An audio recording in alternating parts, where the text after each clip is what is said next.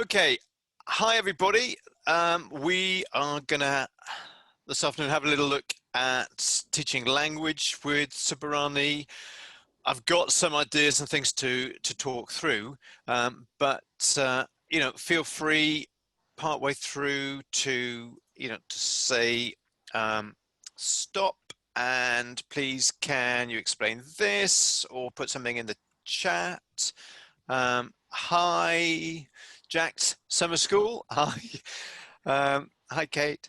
So feel free to ask as we go along or store it up to the end. And Hannah, are you okay to watch the chat as we go That's through? fine.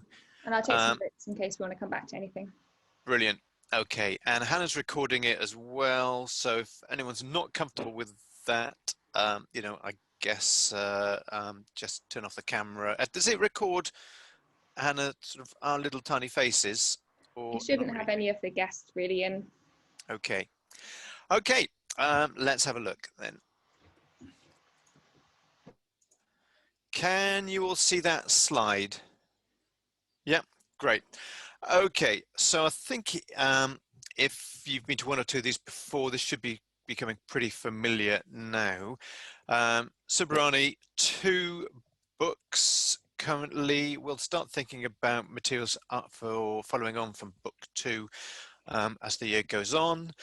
16 chapters per book. If you're in the US, those 2 books, I think quite comfortably do Latin 1 and Latin 2, and you could use book 1 for Latin 1 and book 2 for Latin 2. You probably may find that actually it does a bit more than that, and when we look at the linguistic map of book 2, you might feel, well, this is sort of knocking on the door of Latin 3. If you're in the UK, the 2 books together cover the language required for GCSE. If you use OCR, then it's covered in all 32 chapters, and if you use EDUCAS, all the language for EDUCAS is covered by the end of chapter 26, and it also covers the vocabulary for GCSE as well. We'll talk about that later. Okay. Each chapter is 16 pages, of which 10 are language. So about 2/3 of the material is language, but we'll have a look in a minute. Question, really, can you sort of separate it out so much? It's a character-based course, so we see and we meet ideas from the real world through the eyes of the characters that we've chosen. So that obviously affects what sort of language we use, what sort of vocabulary we use. And the course travels around the empire and takes us to different places. And we try to teach culture through the course as well. And this, I think, sort of, this is where I said you can't really separate out language from culture. And if we take sort of the word for a house, for example, and we might say domus, well, a Roman house is, on the whole, not a great deal like a modern British or American house. And the word that we might employ to mean house, it's not always, there's not always that there's one particular type of house, is there?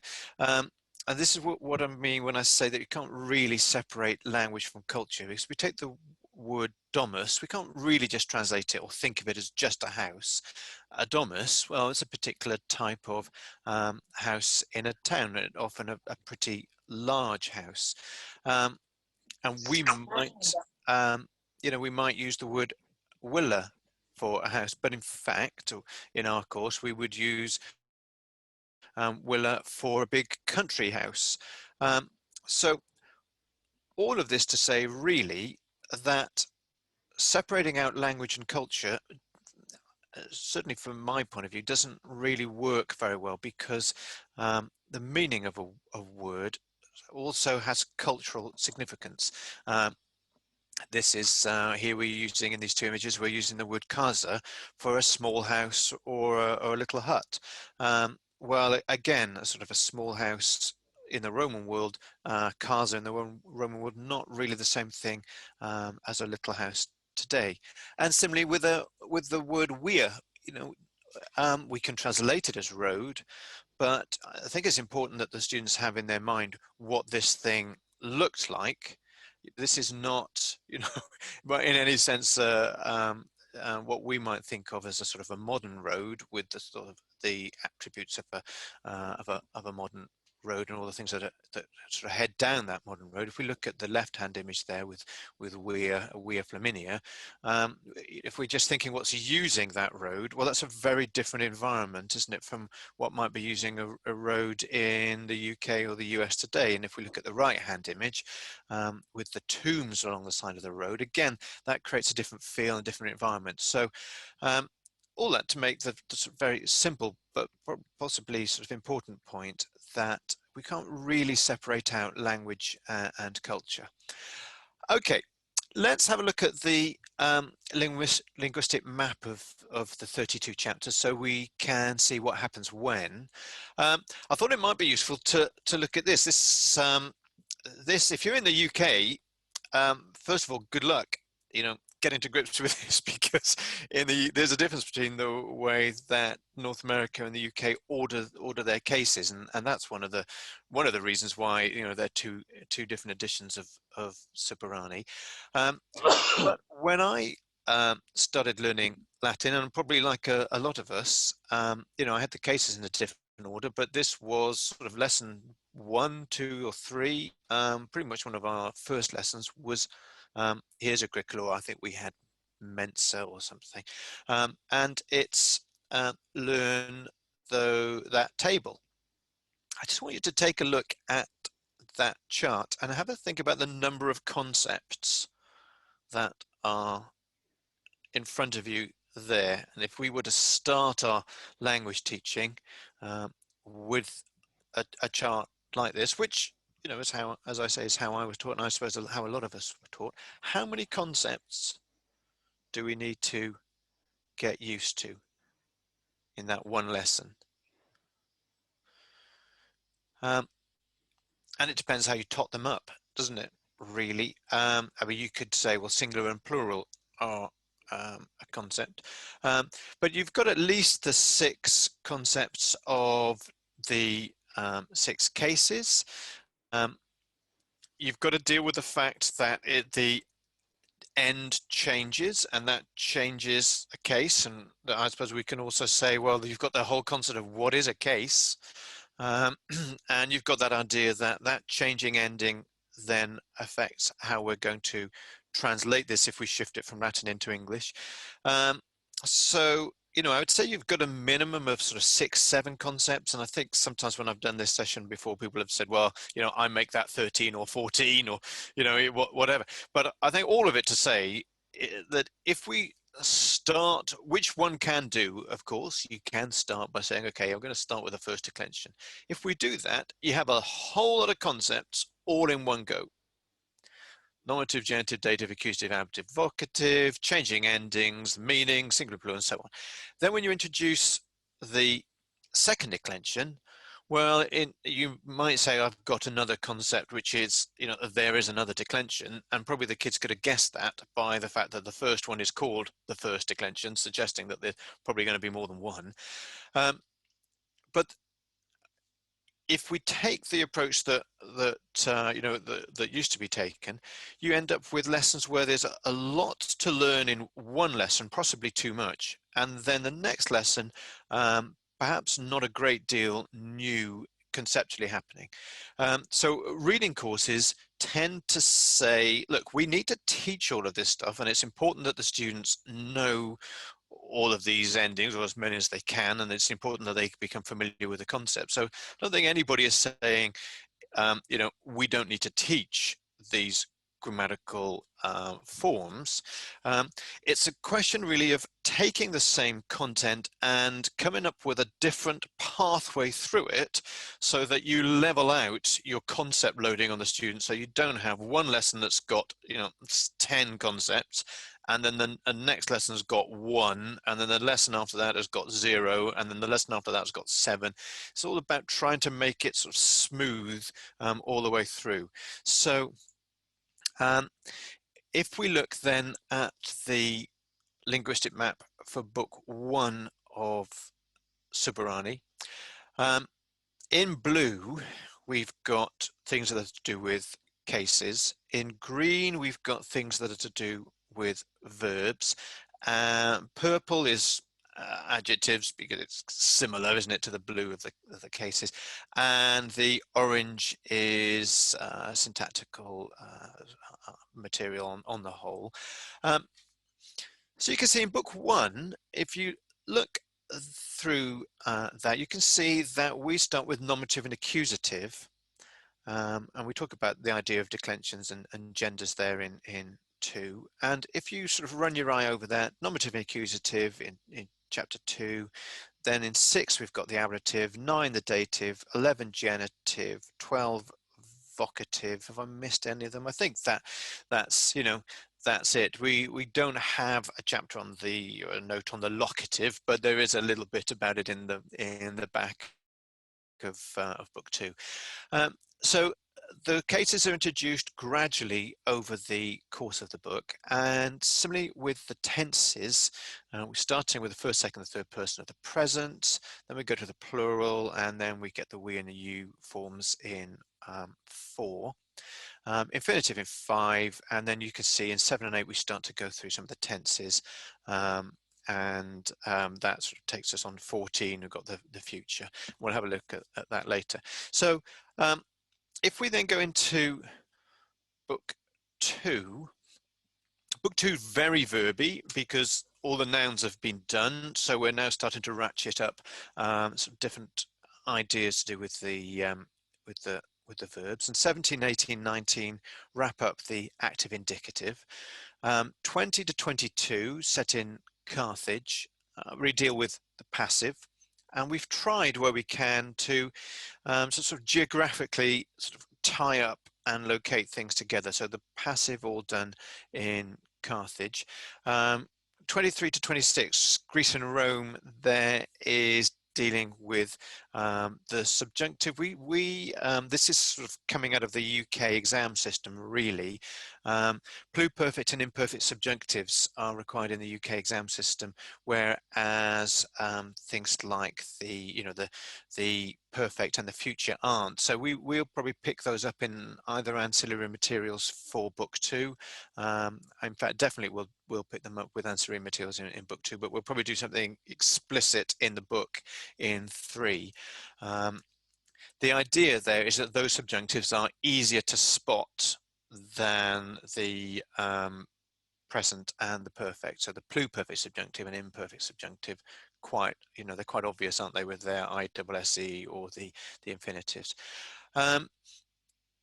So that's the sort of the overall structure there.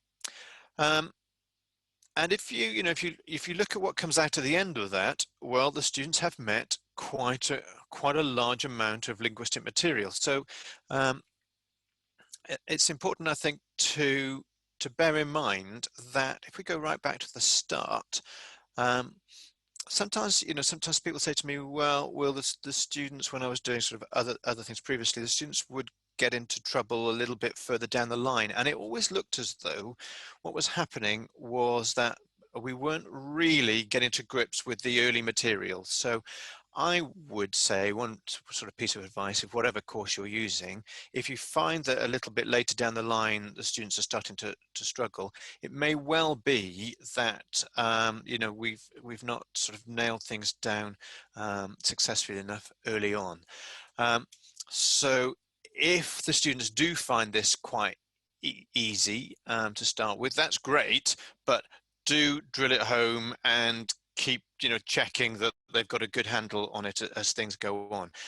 What you'll find in Suburani in the course is that to start with, it's quite easy for us to get lots and lots and lots of examples, not only of the thing that we're introducing. Let's say we're in 13 and we're introducing relative clauses. It's quite easy to get lots of examples of relative clauses there, but also of the things that we have, previously done, imperatives, genitives, datives, and so on. What starts to happen is that, by the time you're down in chapter 31, 32, for example, there are so many linguistic concepts that the students have met that it is simply not possible to have 4 or 5 examples of all of them in every story. That is just not going to happen. So things by necessity get spread out a little bit. We do try to watch for that and to track it and think, feels like we haven't had this or that for a while. And sometimes you'll notice the language activities that go along with a particular chapter actually aren't on the thing that's in that chapter. It might be that, for example, chapter 30 is introducing future passive. We might have a language activity on that, but we may well also have a language activity on ablative absolutes or result clauses, in that chapter, because we think these students might be starting to forget this at this point. So bear that in mind as well. Okay, Hannah, is there anything in the chat on the linguistic map that we should pick up? No? Okay. Let's have a look then at a very typical, this is chapter 2, very typical note on the language. I think it's important to say that when the course has a language note on a particular linguistic topic, as here the nominative and accusative, the students will have met quite a few examples of that already. So if you look in paragraph 1 there, those 3 Latin sentences, or those 3 pairs of sentences, are taken from one of the graphic novel stories that precedes this language note.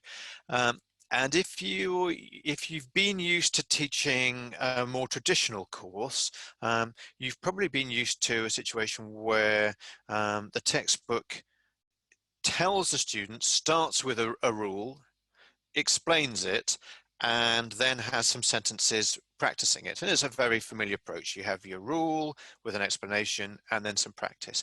The way that a reading course works is the other way around. You get the examples first, and then you get an explanation about it. And you might say, well, that's crazy. What a ridiculous approach. Well, the idea is that if you look at those first 3 sentences there in paragraph 1, which have been pulled out of the story in first story in chapter 2, the idea is that when we're reading those initial stories, we're asking the students about the language as we go through it. So we might see Cate filium tenet, and that will be accompanied by a picture. And Hannah's gorgeous pictures in the book aren't there just to be gorgeous, although of course they are. They're also there to illustrate what's happening in the sentences, so that you can use that picture of Katia holding her son and look at it and say, okay, let's have a look at that picture. Who's in the picture? Okay, we've got Katia, we've got her son. Okay, so let's have a look then. Katia filium tenet would be next to that, and we might say, well, tenet means holding, so let's use the picture. Who's holding whom? And then in the next bit, Gisco Katiam spectat, we might ask them, well, what's happened to Katia's name? Can you see that it's changed? And you might look at the picture and you might say, well, who's looking at whom? And through a series of questions like that, you can start to bring out from the students of the awareness that the endings of the words are changing, and then you can use questions to ask them why they think they're ending. Why they think those endings are changing, what's happening each time. So the language notes, I would say, at least the way that I use them, are there to normally to consolidate something that we've already worked out for ourselves before we get there. So I would see them as, if you like, a safety net. I'm trying, when I'm using the materials, I'm trying to bring these concepts out with my students and asking them what they notice happening. Partly so that when we get to a language note like this, they've already got some of those ideas, so they don't feel that it's particularly, you know, difficult and surprising. Partly because I want them to get in the habit of looking at language and asking questions about it. So when we're using Suburani, sometimes people will say, well, you know, there's where is the language? The language is in every single sentence, and it's our job to bring it out for the students as we, as we go through. Okay. The book tends to be pretty, as light touch as we can on language notes. And here, for example, we've got one where we're starting to talk about declensions, and you can really see quite simply here, if it ends in an A, it's first and it goes am. If it ends in us, it's second and changes to and as I would say, all the rejects, everything that doesn't end in a or us, all the rejects get put together in the third. Well, you might say, well, that's not quite right, is it? Because what about sort of ER nouns, for example? So the book would do sort of the 90% coverage that you may say, well, there's this, that, and the other. So we try to pick that up online. These aren't all fully done yet, but you'll sort of see increasing numbers of these, language note pluses. So this is a language note that's picking up on the fact that you do have these ER nouns in the second declension. And this will be in the teacher's resources, the hands up teacher's resources for chapter 2 on the website. Similarly with gender, very light touch. Really the point of this note was to let students know that nouns in Latin have genders, and to allow us to start putting the genders in the vocab lists at the back as we go. So it's pretty light touch, isn't it, that? But then you'll see again online for this one, there's a bit more detail for those who want to sort of get into the idea that trees, for example, tend to be feminine. Okay. The other thing I want to say at this point is, this is from chapter 4, that what we're starting to do quite a bit is where we have language practice activities in the textbook. And this is one where the students, as you can see, need to add the correct termination to the verb. We're starting to differentiate them so that online, you can see this is exactly the same one for that activity. There are, I think, 8 versions of that, and I haven't reproduced them all here, but you can see them online if you go and have a look for exercise 1 in chapter 4. So I've just pulled out a couple. So this is a version of the activity that makes it a little simpler, rather than having to choose the right ending and add it on out of 6 in a pool. This version is easier for a student who might be struggling a little bit by sort of cutting it down to 2. This version is more challenging because it doesn't provide the students with any of the terminations, and they've got to to do that for themselves. And you might be asking the students about different conjugations and expecting them to get the right vowel in there as well. Okay, let's whiz through some very basic things about how to approach a chapter. First thing, then let's have a look at chapter 1. Very first thing I would do is have a look online at the teaching notes, because and I think I say this in practically every session I do, there is a ton of material in there, and particularly as we're new to the courses, or pretty much everybody is obviously new to this course. Even if not every bit of it you're going to find useful, I'm sure there will be some things in there which will sort of spark some ideas. The teaching notes for chapters 1 and 2 are particularly detailed in how to approach the linguistic, the language aspects of the course. We don't carry on with that sort of level of detail all the way through. But the first couple of chapters, if you're not used to a reading course, I would have a look through those, because what we were trying to do there is model an approach to how you can approach any story or any of the picture stories.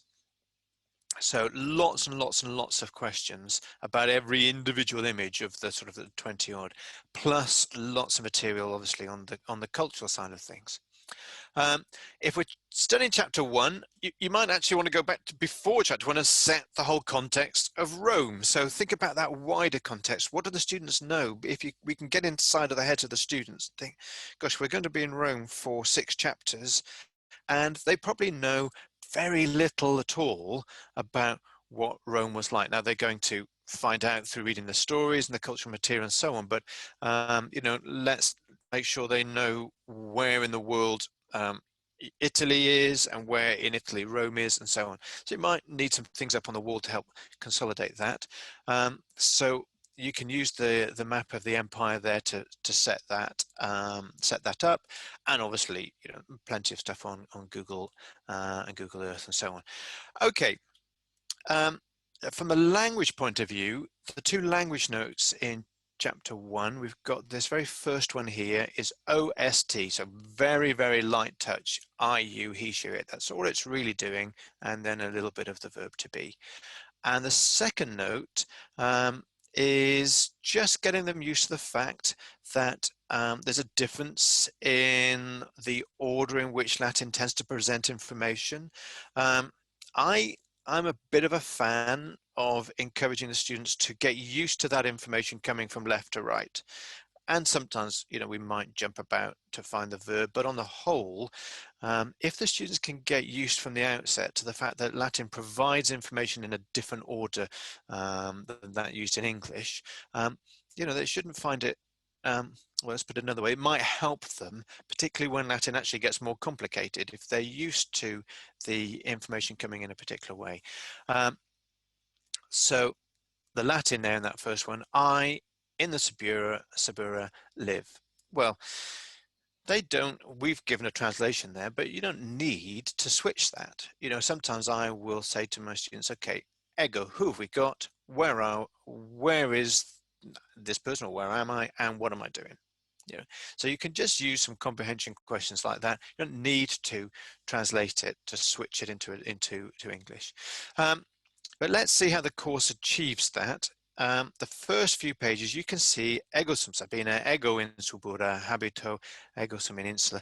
I would be using lots of questions about what's going on in those images before we get to the Latin, because the images are so gorgeous. There's so much going on. It's a great way of bringing the students into the subject. Set that scene and then go to the Latin and see if they can, you know, get a hang of what's happening. We're not going to go through all of these in detail, but I would each time be starting with the image. What's going on? What can we see? Some of that will be relevant for the Latin at the bottom. Some of it won't, but they'll be learning, won't they, about the Roman world. And you may notice as we go through these, if you look at number, well, let me flick back a bit. If you look at number 8 there, in the caption we've got tu dormis, and in the little bit of text underneath number 8 it's pater id insula laborat, and then in number 9 we've got Rufina saying ego non dormio. Now it's not chance that we say, are you sleeping? I'm not sleeping. We're on purpose trying to show the students the different versions of that so that you can then ask the students yourself, why do you think this ending has changed? And we go from laborat at the end underneath number 8 to number 10 to laboras, number 11 ego sempre laboro.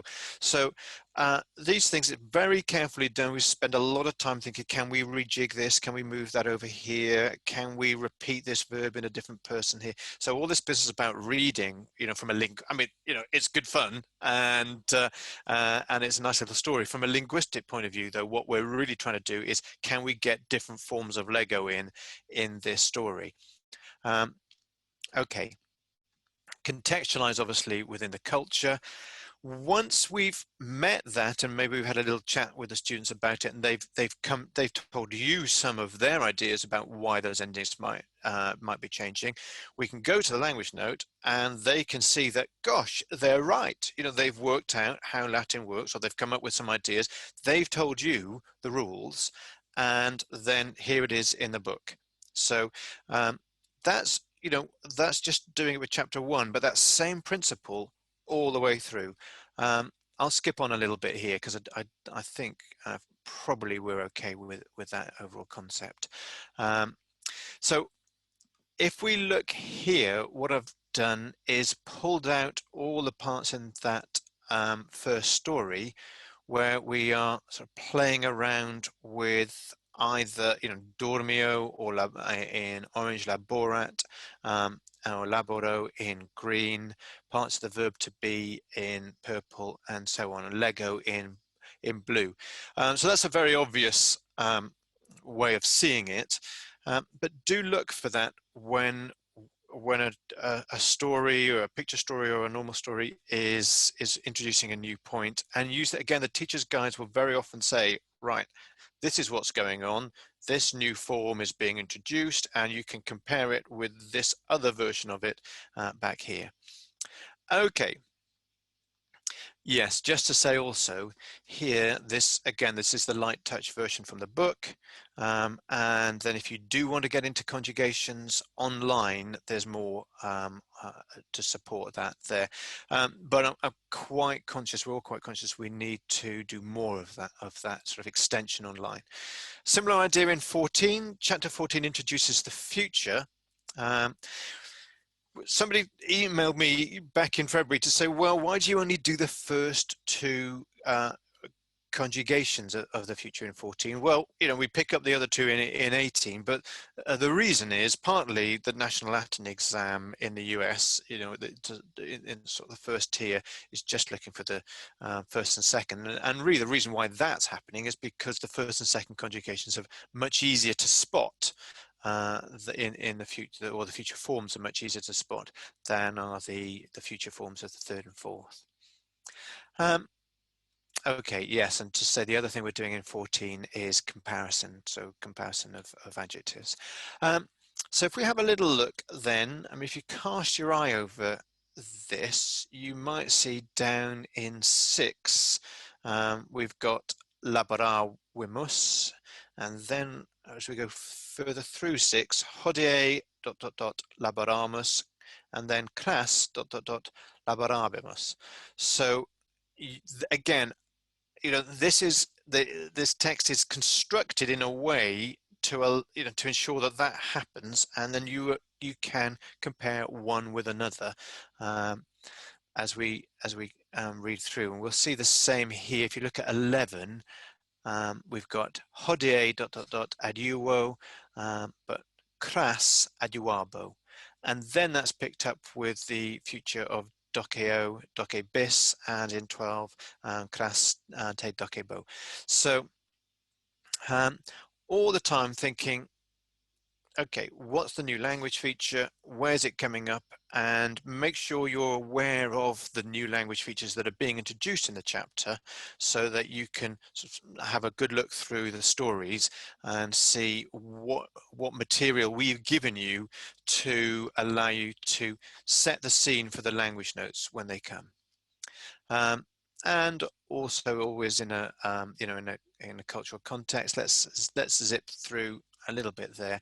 So here, this is taking that that text out of the story and just highlighting where those futures are coming, and you know, here obviously using hodie and cras to help with that. Similarly for the comparisons, you can see here from one of the stories we have lightar, then lightior, and then lightissimus. So it's, again, you know, it's not accidental that these things are provided in that way, pulchra, pulchrior twice. Okay. And then later in the chapter, you know, again, as much as we can, reinforcing that. And if we look down towards the bottom in the green, amat, amasne, amo, amat, and then amabo and amabet. So should be fairly straightforward. I just tell my students, we've done the imperfect by this time, and in my class, and we cover, everything very quickly because we just don't have a lot of teaching time.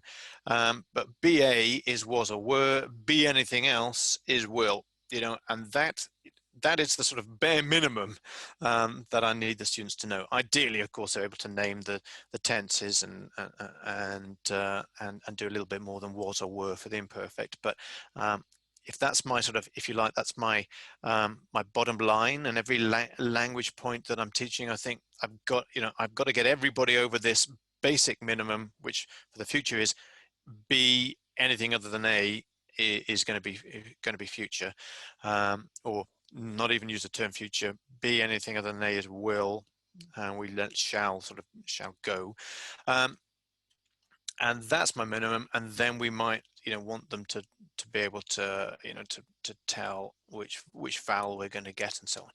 Okay, so a few bits and pieces on that, teaching a chapter from a language point of view. When you introduce the new language topic, it is the time of maximum risk, I think, in terms of the students getting confused. So, sometimes we're tired, aren't we? Teaching is a tough job, and there's always a lot to do. You can't always nail every part of every lesson, but I would say let's pay a lot of attention to that sort of critical moment where we're introducing the students to a new language concept, and let's think how we can make it as simple and smooth and easy. Let's see how we can make it appear as simple and smooth as possible, by asking the right sorts of questions, knowing where that new linguistic feature is going to appear in the story, and thinking through in advance, what exact question am I going to ask at this point? A second point, use leading questions in terms of trying to phrase your question in a way in which the students are pretty much bound to get the answer right, to give them confidence when they're meeting that new form. And if it's something like nominative and accusative, and they're saying Gisco is looking at Katia, I might say, that's great, well done. How do you know he's looking at her and not she's looking at him? And they might say, well, I can see from the picture. Great. They might say, well, Gisco comes first. Well, we've tried to play around with the word order, so that doesn't always happen. So I might say, well, okay, fine, the nominative often comes first, but won't always, so how else? Make sure you get to the point that if it's got an M on the end, it's accusative, or if it's got an M on the end, it's not doing anything. And we can think about the neuters when the time comes. But ask them, how do you know that this is future? How do you know that that's was or were? So that when the student replies correctly, the other students in the class who maybe not so certain have that reinforcement. Oh, okay, so we know that it's future when it's B followed by anything other than A, for example. A few times there I've said they don't necessarily need to know the term future and imperfect. I mean, I think they almost all do, because for my students, they tend to find those terms fairly straightforward. But knowing what something's called and knowing what to do with it are completely different things. So you can often give the students a test on nouns, for example, and they'll say, yeah, that's sort of dative plural. Great. When we're reading for understanding, knowing what it's called is not going to be very useful. What am I going to do with the fact that it's dative plural? How am I going to translate that, if you like? Some, many, all is I've got my bottom line. If it's future, it's, be something other than A is will. Okay, that's the bottom line. So they all should know that. Many of them obviously will be able to say that it's future, and some might know the different conjugations and be able to put, an A or an E if we're popping it from English into Latin. Yes, that penultimate bullet point. you know, a lot of people say, well, I like to do this first, or I like to do that first. Like, that's great. You can't do all of Latin grammar in one lesson. So if you bring something forward, and, you know, we're all different, aren't we? We all teach whenever we, you know, in our different ways. But if you bring something forward and do a lesson on whatever it might be, sort of before the Suburani introduces it, that's fine. But then, of course, what you've done is pushed everything else back. So it's all there, and it's all, the course is designed to introduce it at the, you know, in the context. But if we do teach something a little earlier, then everything else is by, you know, by definition going to end up later. And, you know, slightly unlike what I'm doing now, just sort of talking the whole time, the students doing things is by far the best way. My students have been, on the whole, pretty successful, I think.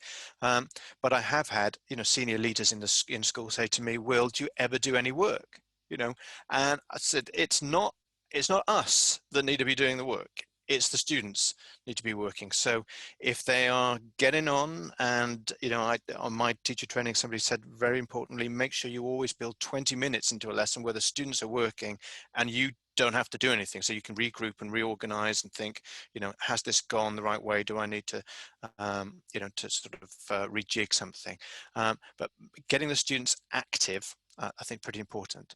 And on that sort of topic, reading courses are by their nature full of stories, and so I thought it would be useful to include this slide. Last year we did a whole session on this, so if you think this is useful, have a look back on our website on the events page, and I think you'll find there a sort of a whole session on this. But, you know, some ideas for pretty much any story. Whip through it first of all to have a look at what vocabulary do we know and don't we know, so they start to come to terms with the story, and start to build up some confidence. Well, okay, we know this, we know that, we know the other. You might just scan it for sense. You have a general idea what's going on.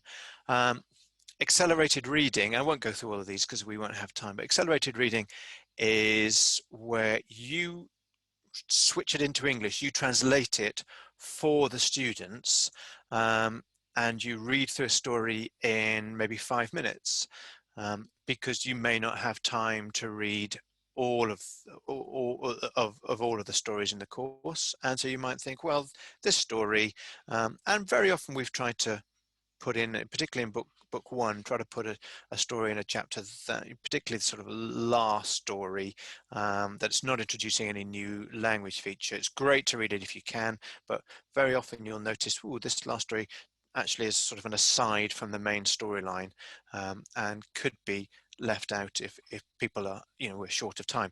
I mean, on the whole, I think actually what we need to do is write more stories so that we can read more at any individual level. But I know that we don't always have time for that. So accelerated reading, sort of like, you know, you're reading it for them, switching it, stop occasionally, ask them something. You could do that with a whole story or just with a paragraph. I myself don't spend more than 25 minutes on any story. So I will always make sure that I will employ some way of getting to the end of the story, well, unless something, you know, the fire alarm goes off or something. I'll try to get to the end of the story, so that we get that, either the cliffhanger or the good ending, hopefully, and the happiness at the end. So lots of ideas there, for different things. Top right column, right hand column, top one. What does this story tell us about Roman culture? If it were, you know, if this story were the only thing left about this society, what would you know about that society from that story? Okay, let's have a quick look at vocabulary. We all know that, you know, we want the students to learn sort of particular items of vocab, and I think if we're in the US, we tend to focus on readiness to read original literature, and you know, we know that we have quite a few students heading in that direction. So we, when we were planning things out, looked at the Dickinson 1000 list, and we organized the words into 3 categories. Number 1 was top 500, 2 was, you know, sort of 501 to 1,000, and 3 was not in those top 1,000 sort of high frequency words. And for the UK, we used B to signify if it was in both vocab lists, E if it was in, for example, OCR and not EDUCAS, and N if it's in neither. So we came up with a code like B1, which meant for the US, it's top 500, and for UK, it's in both lists. So Puto, it would be a word that we would want to use, you know, where we could, if we were looking at sort of an idea of thinking, then we'd think, okay, well, can we bring Puto in? Whereas Repente is N3, so it's not in any UK vocab exam list, and it's not high frequency. So we would think, well, in that case, let's switch and see whether we can use Subito instead. So it's those sort of decisions, but all the way along the line with choosing each item of vocabulary. Sometimes, obviously, we use some N3 words because we want to do things that have a little bit more color and flavor than just the sort of the same old words all the time. But if we look at the vocabulary lists, 85%, and there's always 20 words per chapter, 85% of them are in the top 1,000 of high frequency words. And in book 1, they are all, if you're in the UK, they are all in both OCR and EDUCAS exam board DVLs. So by the time the students have finished book 1, they've got, you know, not quite 320, because occasionally we repeat a word with a new meaning, but about 310 of their GCSE words. As we move into book 2, if you're in the UK, we can't carry on with that. Sort of, obviously, we start to run out of words for the UK exams. So we've just put some little icons in front of the words so that you and the students can see which exam board they relate to if you don't have time to learn all the words. And if you're in the US, then those aren't there. So this is the shot of the US version of the very final list. But, you know, over those sort of 1, 2, 3, 4 screens that are all of the words that we've set for learning for Suburani. And as I say, they're a mixture of high frequency words and UK exam board words.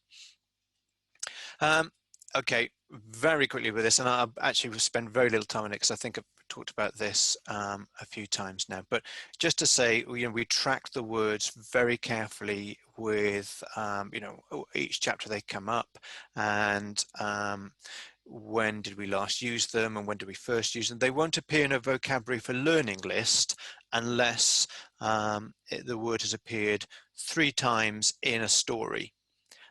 So the students have to have met it in context 3 times before we put it into a vocabulary list. I think there are 2 exceptions to that came about just because of UK GCSEs, but you know, it's pretty much hard and fast rule. Where we can't repeat the words, if I flick back there, you'll see you know, those right-hand columns, that's us tracking, and this is right at the start, but that's us tracking, you know, how many times has this word appeared in total. If we think that we've gone a few chapters without using the word and we can't readily get it into a story, then we'll put it into the language activities, the language practice. So if you look here in 2A, Rex, and in E, Regina, these are not words that are particularly easy to get into, you know, stories about relatively poor people living in the Suburra. So those words we've tried to, where we know there's a sort of a gap in repetition, we'll use the language activities to increase familiarity. And I know not everybody does those language activities, but that was the best sort of next step that we could think of. Just to show you here, you know, we have a facility to track, this is up to chapter 16, track every time any individual word comes up. So we can put ago in, for example, and it will show us, well, up to chapter 16, that's been used 13 times.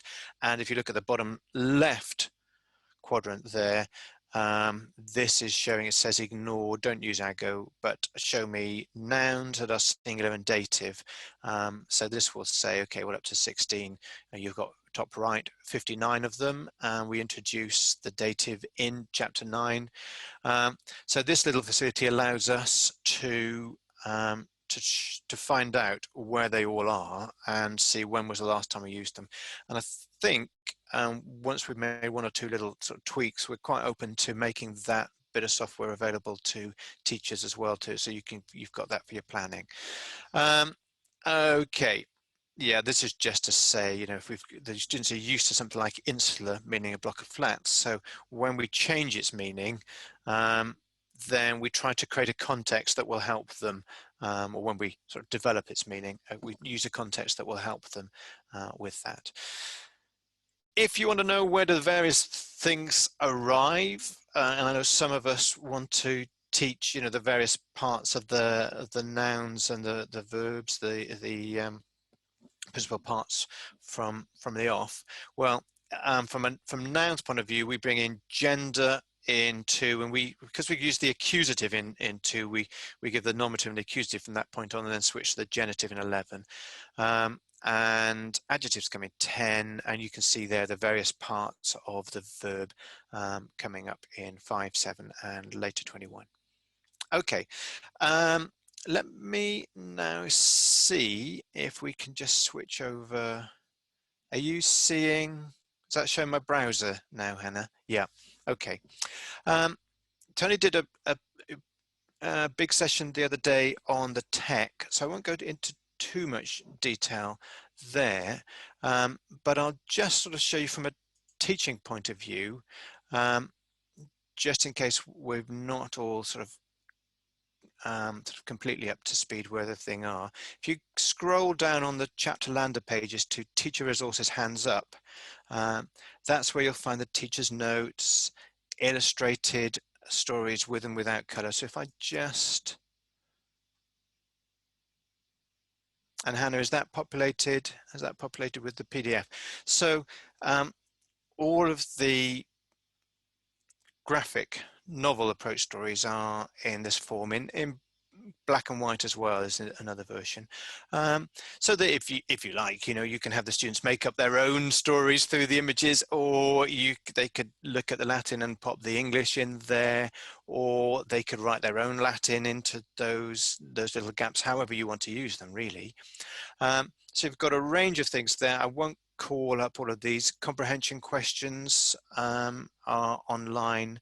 We are right now working on excuse me, assessments, and our initial plan is an assessment after every 3 chapters to start with, or thereabouts. So that work has already started, and then once we've got the assessments in place for every 3 chapters, then we'll go back and do one on every chapter. And those assessments are a new story that has comprehension questions and a little bit of translation. And that'll sort of be the main body of it, but then also, you know, sort of 10 marks on derivations, 10 marks on language, and so on. So we'll sort of create additional bolt-on bits that you could use it all or just a part of it. Here you can see in the language practice, we've got differentiated versions. So if maybe we just call that one up. This is from chapter 3. So there's a version there just simply to translate, so they don't have to choose anything. Here, there's a version to add the ending, but they've got a choice of 2. Here, well, they have to choose the correct word, the correct noun, to slot into the place, and that's done on meaning. Here, they've got to choose the correct noun and the correct case or number for it. So you get this one is sort of more analytical parsing approach, and now we're starting to say, okay, can you add in the correct ending and translate, and then finally switch from English into Latin. So, you know, they don't all have the same form, but you get the idea there that what we've tried to do is to help everybody with differentiation. And we've all got, haven't we? If we've got a class with 2 students in it, we've got a mixed ability class. So the idea there to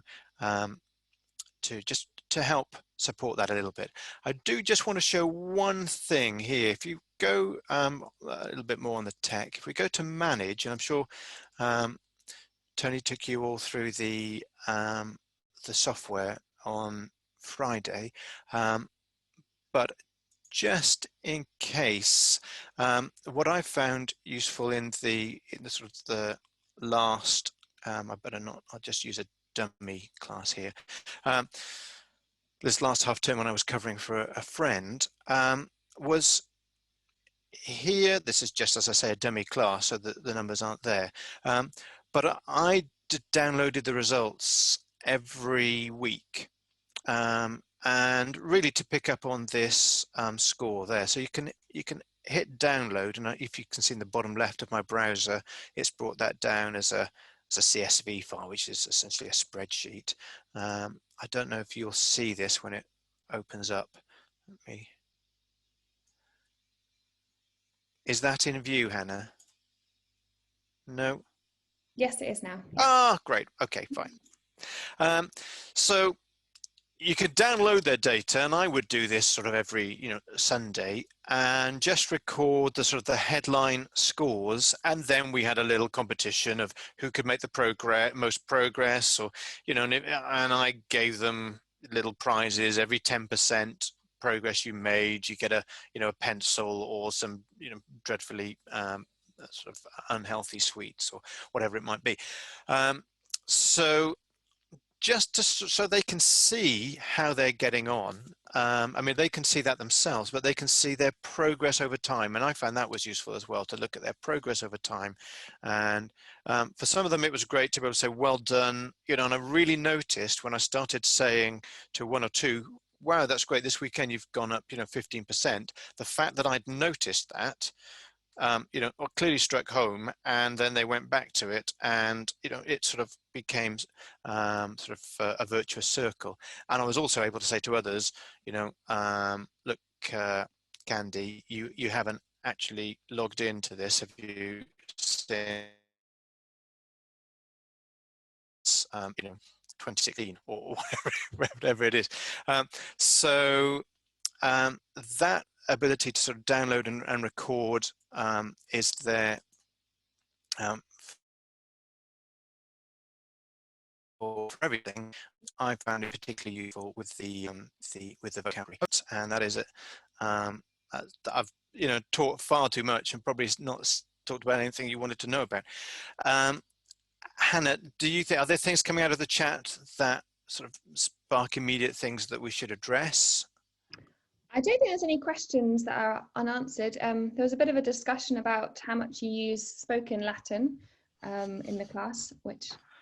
Yeah, I mean, here in the UK, almost zero, I think, in terms of sort of day to day.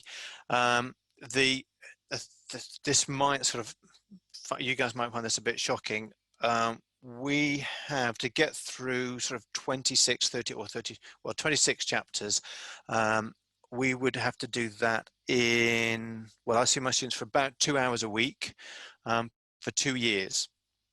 So we'd need to do book one in a year, which is sort of 39 weeks, 36 to 39 weeks on 2 hours a week. So that is a book in roughly 80 hours, isn't it, of contact time. So if it's not in the exam, really it doesn't happen. What we did do is, we've got online there, I didn't show them, but we've got questions in Latin that we've put online, Decem Questiones Latinae. We've put them up there as PDFs with little dotted lines so that children can write on them. Actually, originally, they were designed as oral questions to ask orally and for the students to respond orally in Latin. And we just put those PDFs so that you can use them, still use them orally, but if you want to give them to the class to ask and answer in Latin, or have the question in Latin and respond in English, you can.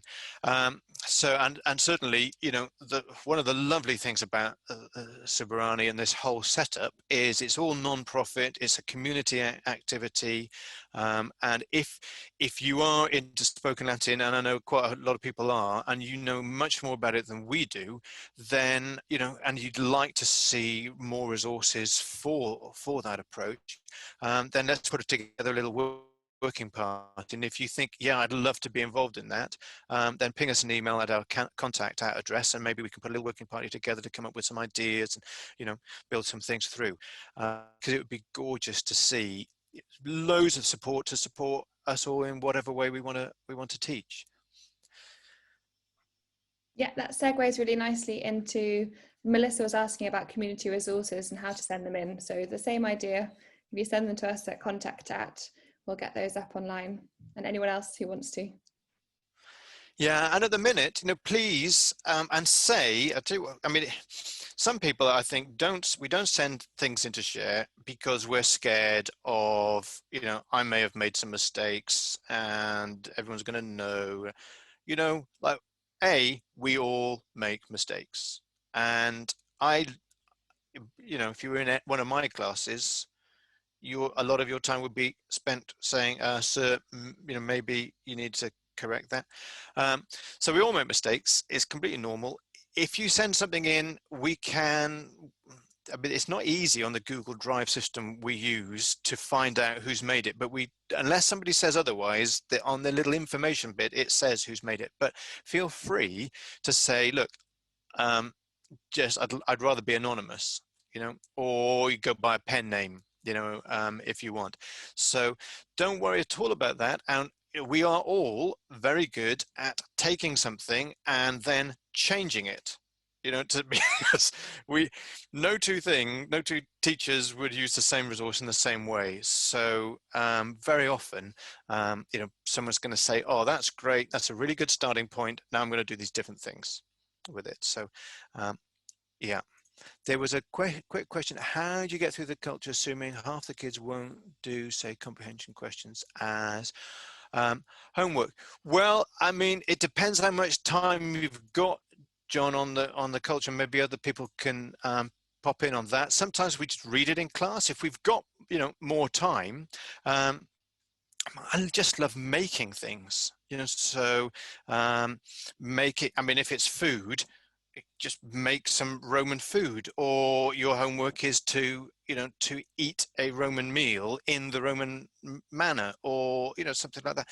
I just have fun with the cultural side of things, you know, as much as possible.